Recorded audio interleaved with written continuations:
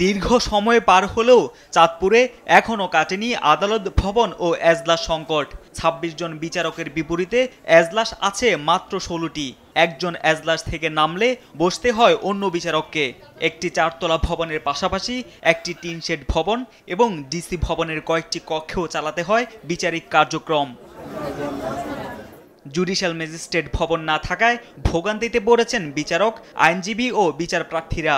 আজ ১.৫ বছর, সোয়া বছর ধরে এরকম আইতাম যাইতাম আছি, আমাকে কেসের কোনো খোঁজ খবর। আমাদের অনেক কষ্ট হয়, বসার কোনো জায়গা পাইতেছি না।